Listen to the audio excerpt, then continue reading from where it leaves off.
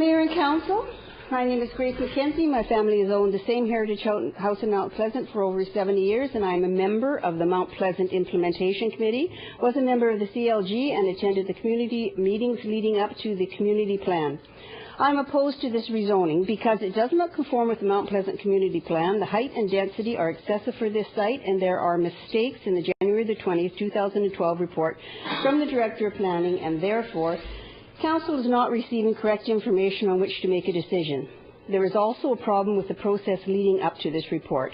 At the Urban Design Panel meeting of October the 20th, 2010, the rezoning planner misspoke and gave the panel critical incorrect information, saying that the height and density under the guidelines for this site were 120 feet and 3.3 FSR.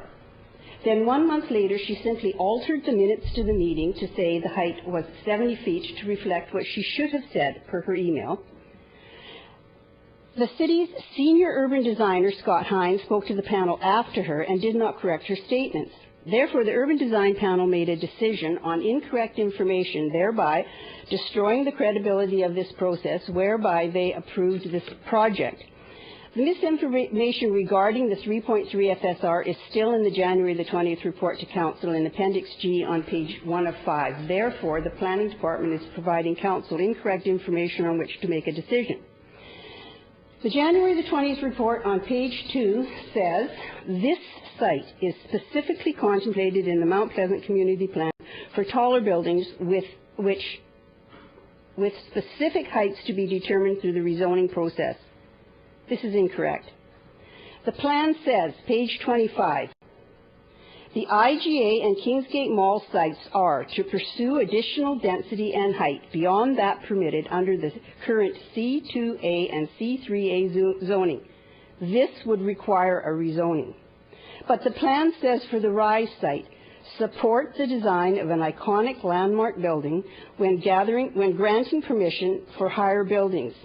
It does not say pursue additional density and height beyond that permitted under the current C3A zoning.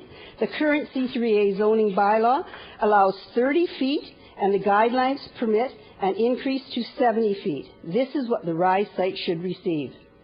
A few more things that the plan actually states are: preserve the Heritage Heart and surrounding area at current scale. The Rize site is across the street from the Heritage Heart. Any additional height and density would be contingent on the look and feel of the area, shadowing, and view impacts. This building does not reflect the look and feel of the area, will create huge shadows, and will obstruct views. 3, the Uptown shopping area overall concept is to retain the existing scale and character of Main Street from 7th to 11th Avenue. This project is in the Uptown area. The 215-foot tower does not fit the existing scale of Main Street, nor does it reflect the high-low building rhythms of Main Street. 4, develop Watson Street and explore improvements for pedestrians and cyclists, especially with new development. The city planning and engineering departments have decided that this part of Watson Street won't abide by the plan, per an email, and instead it will have loading bays for 53-foot trucks and an entrance for the commercial and residential parking. This goes completely against the Council-approved plan. I request that Council reject this rezoning proposal for 180 Kingsway, instead develop this site through the development permit process, increase the height on the site from 30 feet to one 70-foot tower surrounded by 2 to 4-story buildings, and increase the density from 1 to no more than 3 FSR for the entire site. Do not allow big box 90,000 square feet of retail space here. By following my recommendations, you will abide by the plan. I see I have some more time.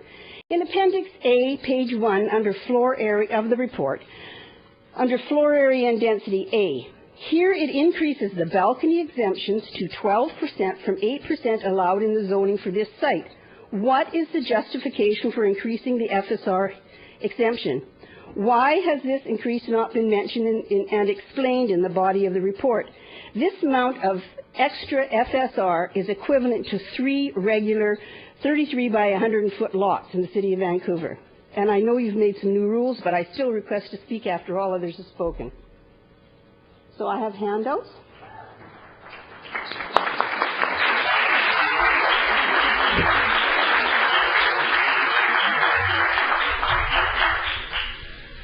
Thanks for coming to speak.